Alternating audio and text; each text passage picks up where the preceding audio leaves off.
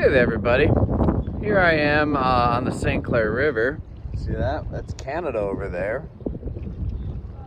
And Port Huron here behind me, out here at Vantage Point, Desmond Landing. And it's just, a little rain today, so I got rained out on some work I had planned, and I have a guest coming to town for the afternoon for a guitar lesson and talk shop about, urban gardening and stuff.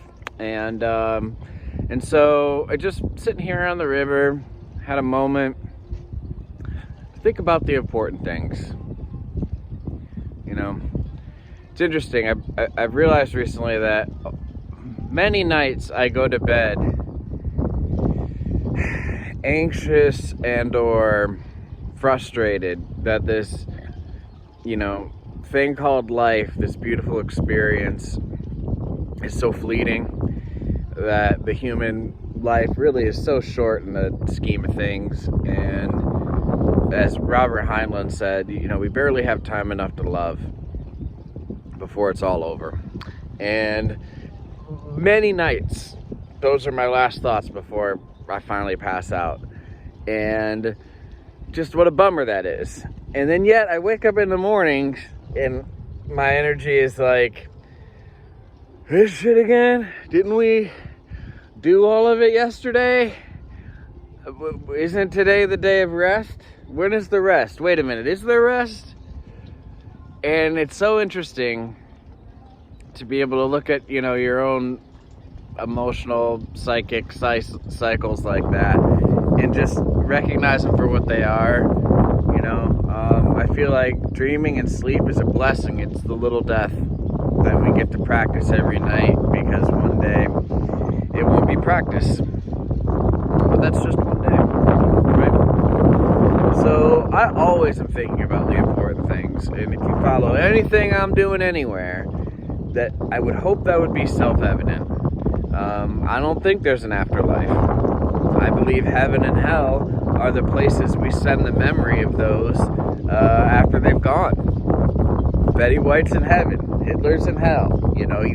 We assess their lives, and Judgment Day doesn't take very long. And history might change the facts, learning new things, aka Thomas Jefferson, but you can still, know that your deeds and actions, your impact is going to be measured.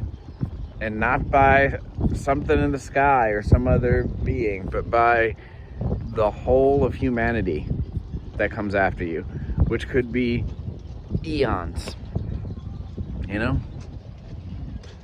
So, you are making an impact.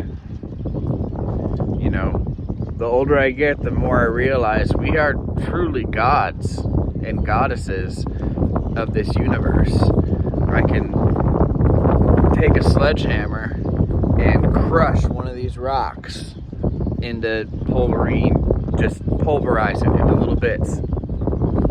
And think of all the worlds on an atomic level, everything that we're able to shift and move and change with our thought, deed, and action.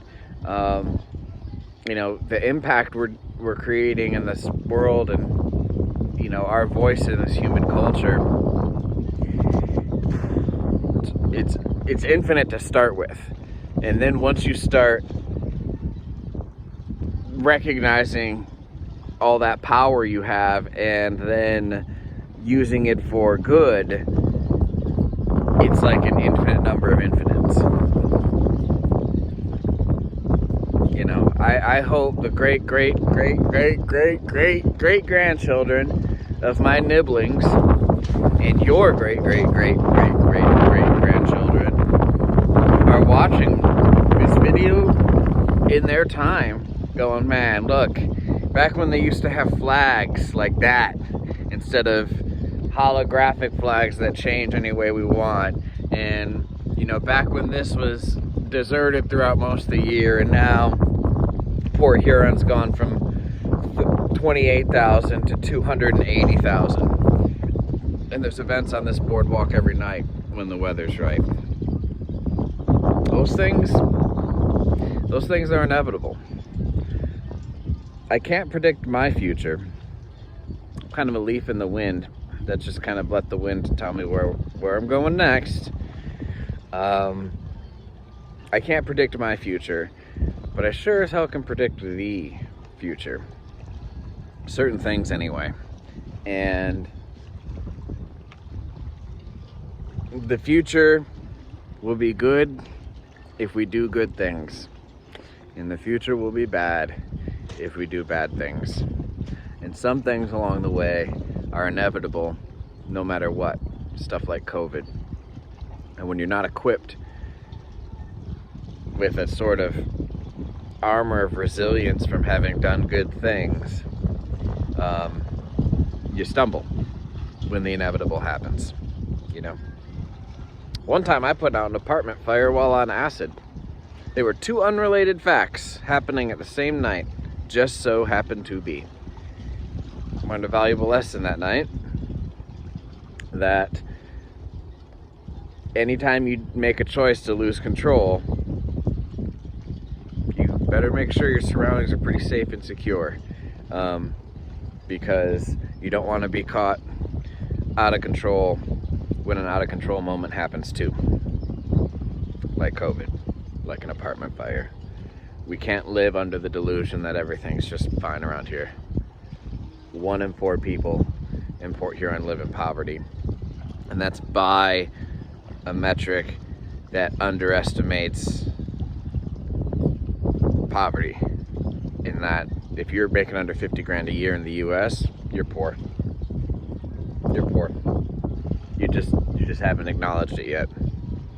So I think 7 minutes is long enough, folks. Look at that sunrise. Remember, it's the important things.